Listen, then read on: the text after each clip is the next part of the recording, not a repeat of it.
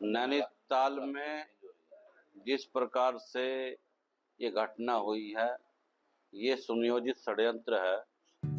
48 वर्षों की शैक्षणिक उत्कृष्टता के साथ 23 से भी ज्यादा प्रमुख बीटेक प्रोग्राम्स और 600 से अधिक अंतर्राष्ट्रीय छात्रों के साथ विज्ञान डीम्ड टू बी यूनिवर्सिटी देश की बेहतरीन यूनिवर्सिटी में से एक है। ये हिंदू समाज को कैसे प्रताड़ित किया जाए, उनकी बहन बेटियों को कैसे समाज में अपमानजनक स्थिति में लाकर खड़ा किया जाए, ये प्री प्लान किया जाता है। और उत्तराखंड में जिस प्रकार से डेमोग्राफिक चेंज हो रहा है, लगातार सभी जिलों में एक मुस्लिम आबादी बढ़ी है और ये लोग ऐसे दुष्कृत्य को अंजाम देने के बाद धरना प्रदर्शन और सरकार पर एक प्रकार से दबाव बनाने का काम करते हैं। मैं सरकार को चाहूँगा कि ऐसे लोगों के खिलाफ फास्ट ट्रैक कोर्ट के माध्यम से उन्हीं की भाषा में इनको फांसी की सजा देनी चाहिए। उत्तराखंड के मुख्यमंत्री का धन्यवाद करता हूं कि उन्होंने उत्तराखंड देवभूमि के अस्तित्व को अक्षुण्ण रखने के लिए जीरो टॉलरेंस की सरकार है और जितने भी भ्रष्ट अधिकारी कोई ऐसी कार्रवाई करता है, भ्रष्टाचार में लिप्त पाता है, तो सरकार का एक्शन तुरंत होता है। उसी एक्शन में वरुण चौधरी आईएएस नगर आयुक्त ने बहुत सस्ती संपत्ति जो 15 करोड़ जिसकी कीमत थी 143 कराकर 58 करोड़ तुरंत हो गई वो 10 दिन के अंदर, उसको क्रय किया गया। ये एक बहुत बड़ा भ्रष्टाचार का मामला है और इसमें निश्चित रूप से एक एफआईआर दर्ज हो और बेचने वाले व्यक्ति ने वो पैसे का कहाँ दुरुपयोग किया है, वो रिश्वत के रूप में या कैसे उसने कहाँ दिया है, इसकी सघन जांच होनी चाहिए। और एक अधिकारी को बचाने के लिए छोटे अधिकारी या छोटे कर्मचारियों पर गाज नहीं गिरनी चाहिए। ये वास्तव में जो मेन मुद्दा ही है उसके खिलाफ एक्शन हो और निश्चित रूप से मुझे उम्मीद है कि जल्द ही इस घोटाले का पर्दाफाश होगा और जनता का जो पैसा कर के रूप में जो हम सब लोग भी देते हैं, उस टैक्स के पैसे को दुरुपयोग करने का अधिकार किसी को भी नहीं है। पहलगांव विषय पर भारत के पहलगांव में जिस प्रकार से हिंदुओं की पहचान जानकर जिहादी आतंकियों के द्वारा उनके सर में गोली मारी गई, उसके बावजूद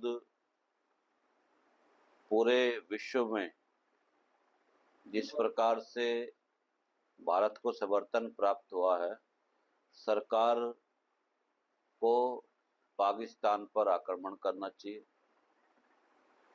और जम्मू कश्मीर के जो मुसलमान हैं वो केवल दिखावे के लिए भारत के साथ है।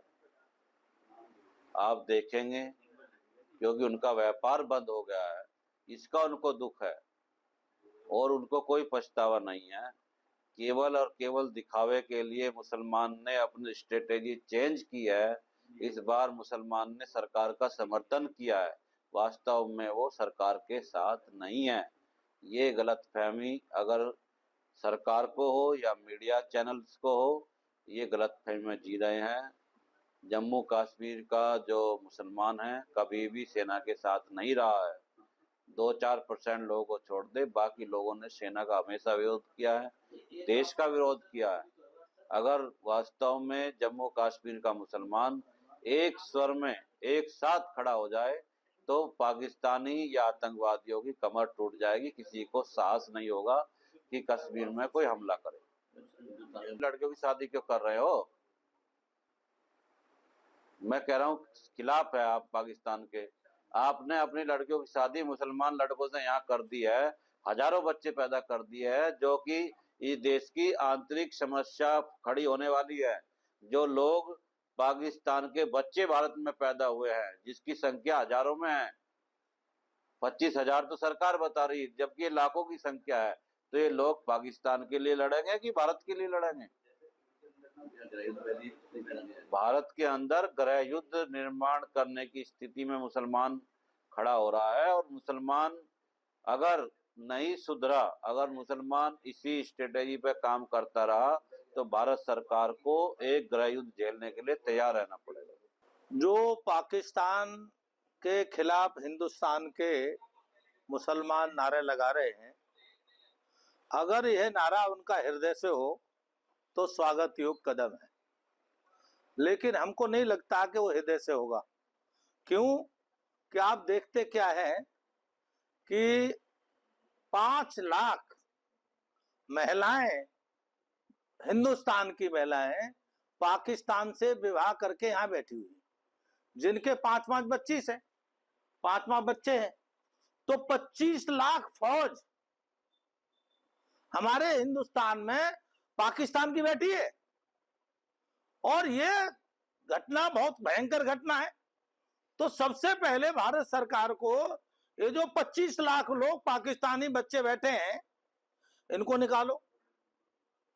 जब तक ये निकालेंगे एक एक नहीं होगा तो भारत शुद्ध नहीं किया जा सकता।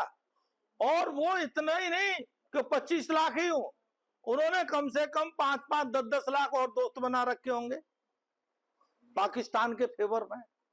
तो आप कल्पना करिए 25 और 5, 1-2 करोड़ तो फौज उनकी फ्री में पैदा हुई भारत में। तो भारत सरकार को कड़ाई से जो पाकिस्तान का कोई भी बच्चा भी रहता है उसको उठा करके फेंक देना चाहिए। बॉर्डर की चिंता नहीं कि बॉर्डर खुला है न खुला है, बांग्लादेश में भेज दो, फेंक दो, कुछ पाकिस्तान में भेज दो, और कुछ रह जाए तो समुद्र में फेंक दो। इसके अलावा कोई अब रास्ता नहीं है भारत को बचाना है। तो एक एक पाकिस्तानी बांग्लादेशी को गिन गिन करके ढूंढ करके यहाँ से भगा देना चाहिए बिना देर विलंब करे। यह देश के लिए बड़ा खतरा है। आप ऐसा नहीं मानते? देखो जी, ये तो ड्रामा है उनका। आपने नूरानी कुश्ती सुनी होगी, तो नूरानी कुश्ती में न कोई हारता न जीतता। ऐसे ही न तो कभी मुसलमान हिंदुस्तान के साथ है, न था न होगा। ये इस बात का प्रमाण है कि पहलगाम में जो घटना हुई, घटना को लाने वाला कौन था? वो हिंदुस्तान का मुसलमान था, वो पाकिस्तान का मुसलमान नहीं था। हिंदुस्तान का मुसलमान ही पाकिस्तानी आतंकवादियों को भारत में लाया और इन्होंने उनको संरक्षण दिया, आज भी देते हैं, घरों में रखते हैं। और आपको कल्पना होगी हजारों लोग भारत सरकार ने भी ढूंढ के निकाले जो पाकिस्तानियों को शरण देते हैं। इनके मुंह में राम, बगल में छुरी, ये बोलते कुछ है करते कुछ है। तो यहाँ के मुसलमान पे हमको तो भरोसा है नहीं, भारत सरकार को भरोसा नहीं करना चाहिए।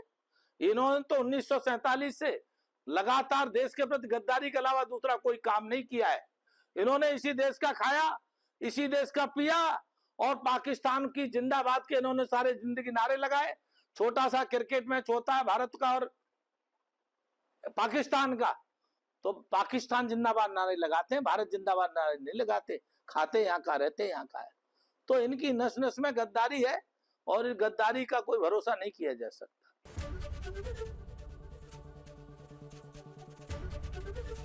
एबीपी गंगा, खबर आपकी, जुबान आपकी।